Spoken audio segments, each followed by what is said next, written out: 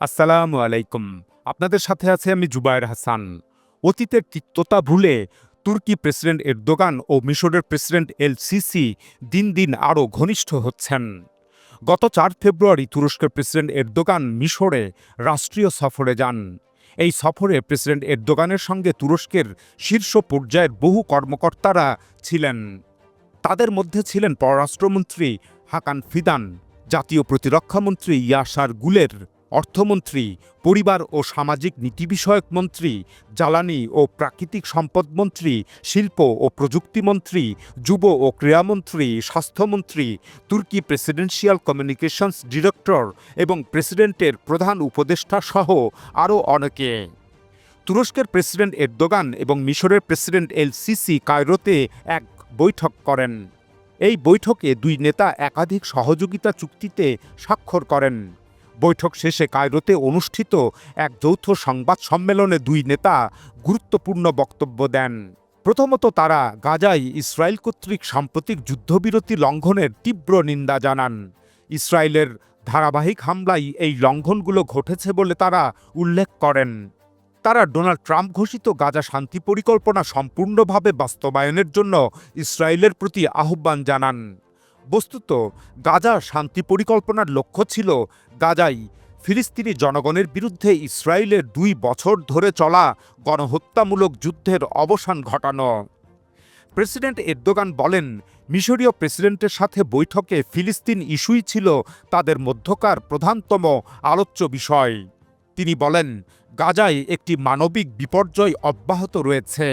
তিনি আরও বলেন, এই পরিস্থিতির মধ্যেও তুরস্ক এবং মিশর গাজায় শান্তি স্থাপন প্রচেষ্টায় নিজেদের সমন্বয় অব্যাহত রাখবে।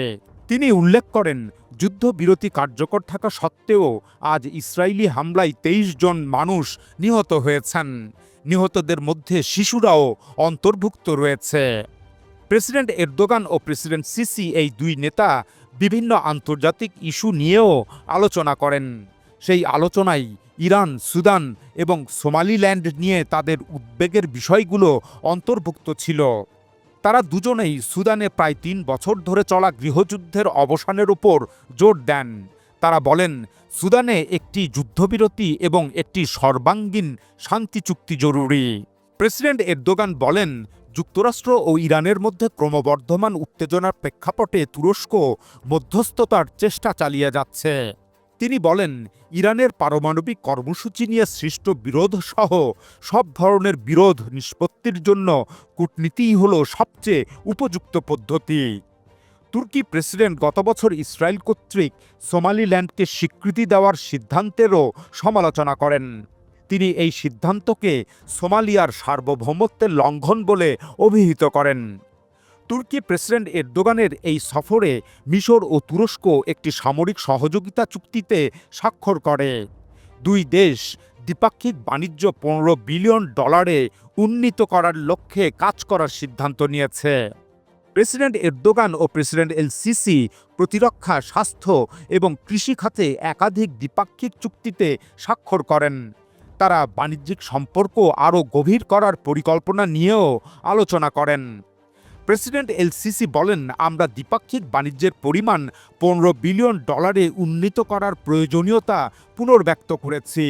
তিনি বলেন, এই লক্ষ্য অর্জনের পথে যেসব বাধা রয়েছে সেগুলো দূর করার বিষয়েও আমরা একমত হয়েছি।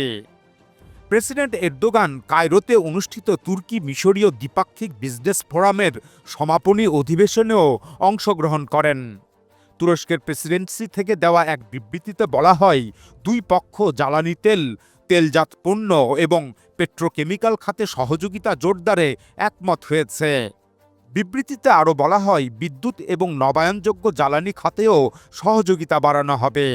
এই সহযোগিতা সৌদি আরবের বিশাল জ্বালানি বিনিয়োগের উপর ভিত্তি করে গড়ে উঠবে বলে উল্লেখ করা হয়। যাই হোক, তুরস্ক এবং মিশর উভয় দেশই গাজা শান্তি পরিকল্পনা বিষয়ে প্রেসিডেন্ট ডোনাল্ড ট্রাম্পের প্রস্তাবিত বোর্ড অফ পিসে যোগদানের সিদ্ধান্ত নিয়েছে। ট্রাম্পের এই প্রস্তাবে তুরস্ক, মিশর ছাড়াও সৌদি আরব, জর্ডান, ইন্দোনেশিয়া, পাকিস্তান এবং কাতার সম্মতি দিয়েছে। বস্তুত বর্তমানে তুরস্ক, সৌদি আরব এবং মিশর এই তিন দেশ মধ্যপ্রাচ্য ও উত্তর আফ্রিকার মুসলিম দেশগুলোর সংকট সমাধানে এবং ঐক্য স্থাপনে একই কাতারে অবস্থান করছে। উল্লেখ্য যে প্রেসিডেন্ট এরদোগানের এই কায়রো সফরের একদিন আগেই তিনি সৌদি আরব সফর করেছিলেন।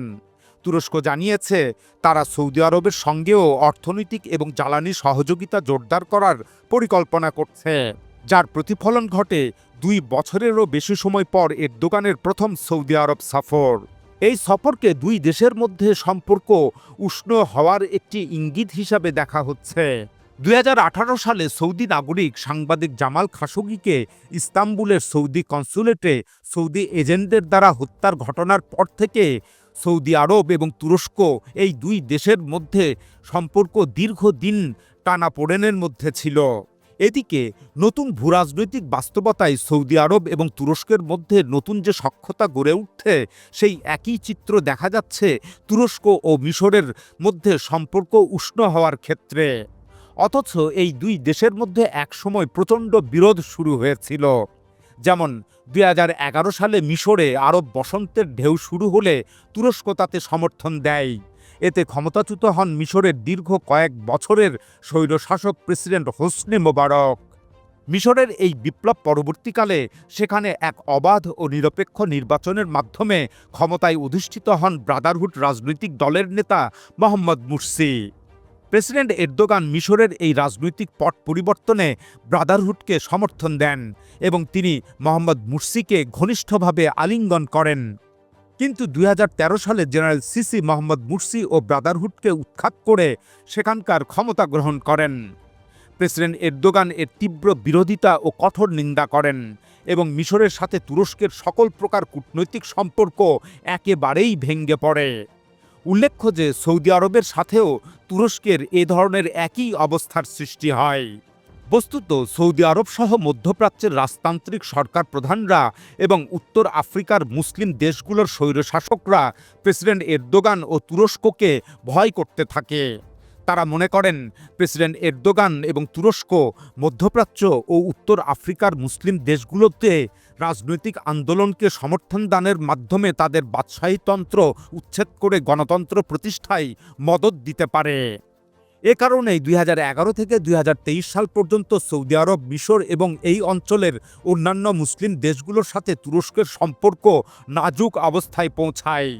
কিন্তু 2023 সালে প্রেসিডেন্ট এরদোগান পুনরায় প্রেসিডেন্ট নির্বাচিত হওয়ার পর থেকে তুরস্কের পররাষ্ট্রনীতি বদলাতে শুরু করে।